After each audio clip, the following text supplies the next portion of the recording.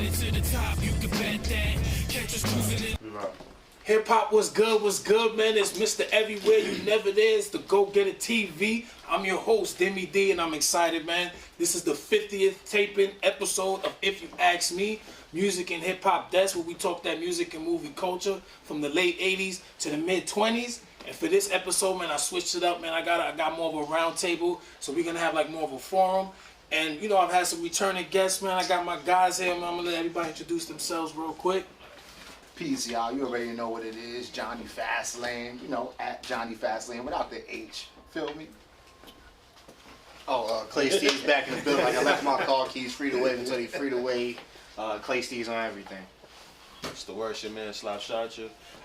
AvoidHipHop.com, ADD Podcast, and event, man. Follow me. Super producer, Grammy nominated, multi-platinum producer, Music Maestro. I'll at your boy. Music Maestro on everything. Let's get it, man. You see the new locations in the BX. Deme D, Mr. Everywhere You Never There, man. And this topic, man, this is a good one I like, man.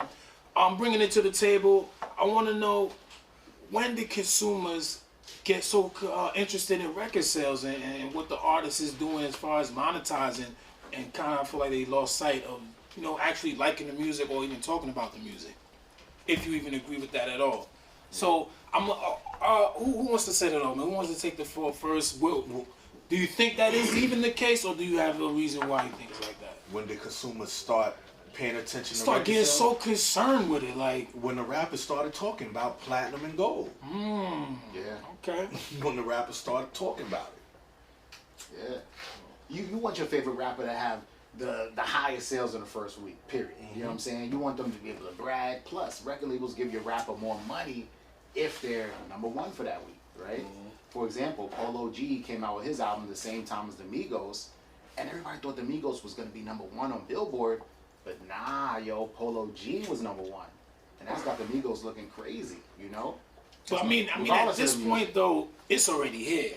I mean, when did we get to this? Because at this point now, that's what really counts. That's what I'm saying. They're not even talking about the music. They're talking about who's the first week sale and all that. So yeah, to me, I basically think like with the game and how it is, everything is so niched and everything, the way everything is formatted, people look at like record sales as a what you call it, just as a measuring stick. But I don't think it controls the conversations as much as like it used to. I think it has died down because there's so many different, like, you discover like so whatever you want. Like people be like, there's no more bars or whatever. If you're not listening to the radio, you've located what you want to find. You can live there. Like I don't know, I have no clue how much 38 Special sells. You get what I'm saying? Ransom's been jumping. I don't think you fall into that crowd though. Yeah, I bet like.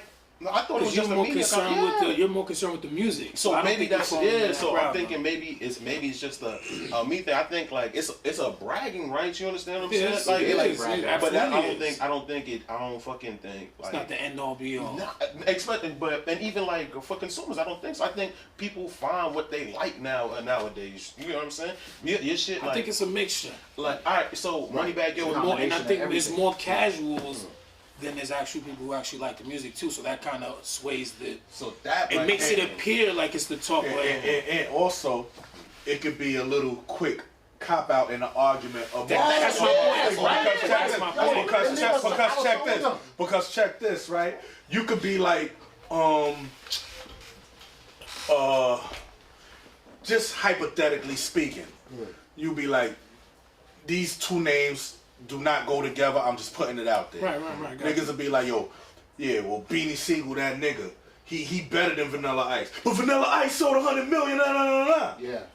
You know what I'm saying? And they throw the numbers out there to try to trump. But who's they don't even talk about the music though. They don't even throw that on top of the album was fire and he's so like they just go straight to that. I think one of the biggest people who kind of like benefits from this is Drake. Like we all know Drake is an artist who he can rap.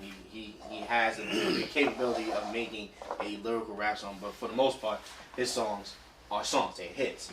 And people will always say, yo, he's the best artist. And why? Because he sells the most. Not a lot, like even the whole Pusha T versus Drake beef itself. It's like we seen Pusha out rap him, but Drake still got outsells him. outsells him, and then he got the benefit of the doubt in case maybe all people understood his plight, quote unquote. So honestly, yeah, I think like I said before, this whole argument came when Jay-Z said he's missing 6 summers. Okay, so was it Jay or was it Puff? Because a lot of people blame Puff. I think Puff. I think Because Jay kind of came. I know Jay was first, but Jay kind of came after. Puff. I'm not going to say who's a culprit. I'm going to say that era started it. Going platinum was the thing, man. Oh, for sure. So because you're right. Because prior to that, that was never really the talk. Right. It was more so about who's dope. You trying to go who platinum. had influence. Influence, I guess, was the measurement of like sales. I guess. Exactly. Because when Kane and them and Rakim and them was competing. Because think about it was about who had the influence. Heavy influence. Nobody but DMX really went platinum, and he was spitting at the same time. You know what I'm But saying? see, when so he then people dropped- said, "Ooh, that's dope. That's Right, and they didn't care whether he sold or not. That's right." what. But he did sell. He did sell. But he did. So my situation, like I think the example of today, what that would be like Moneybagg Yo. All of his songs are kind of like just hit. I didn't, but it never dawned on me that he'd be the highest selling rapper of this year until the numbers came out, and then I found out. But I'm just like, he makes all these songs that's going to get playlisted. He got songs with Cole and everything. You see, yeah, but like all his songs, like that nigga will find like what is the hottest term on Instagram right now? What's the hottest hashtag in the world? And he will make a song. He'll make a yeah. You understand what I'm He was saying? like he having fun. Exactly. Yeah, And so, but the sales, it never really dawned on me like he might fucking be the highest selling. Yeah, Right now. you see what I'm And you saying? wouldn't even know that. Yeah, so that's why I be thinking like it really like first week, yeah, that's a thing because like your favorite rapper just dropped the album, so you want to know. But like the fuck, do you really care? Like 2 months after? We don't. I think.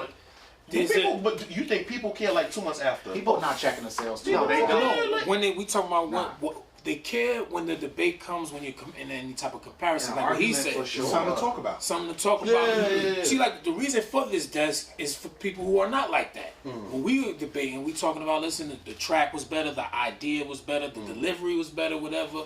Some conversations, like when we talking all time, you can't avoid the sales. Like that's gonna come in if you talking about Hall of Fame and shit. You gotta factor that in. Gotta factor that in. It's We like talking Hall of Fame and shit. so it's the same thing as like the LeBron and Jordan thing, because so now people are like just a lot of people have just resigned to the fact like, all right, you can't really beat whoever feel Jordan is better than LeBron is based off of peak. So what LeBron gonna do is solidify it with the accumulation of the numbers, and so that's what it is. I don't think Drake's peaking. I think with Drake and Hov, what you may have is like most people are just gonna be like Hov is better. But Drake gonna accumulate these numbers. He's gonna run these numbers up. So They're also going to talk about money too. Oh, Jay-Z is a billionaire. Drake ain't no fucking billionaire. Even if he got a jet or not. That's what they do with Nas and Hov. They go to the I mean, you know. I mean, I don't know, man. And then a lot of it just be an uneven playing field too. Just like to go back to what he said, Jordan and LeBron. Of course, LeBron played probably twice as long as Jordan played. Yeah, so of course his numbers it's are an going accumulation. Yeah. Of course his numbers is going to be up there. True. I mean, that does go to another factor. You mentioned the Hov and the Drake thing too, man. But you know what? We're gonna cut it there. We're gonna jump into part 2. It's gonna be the same topic, but we're gonna cut it here at this episode. If you ask me, I want to shout out my guy iScrap, man. He got this dope game. What's the scenario here? This is for hip hop, for the culture. Independent designer, man. You'll show some love. I'm gonna have his info in the descriptions and all of that, man. We out of here.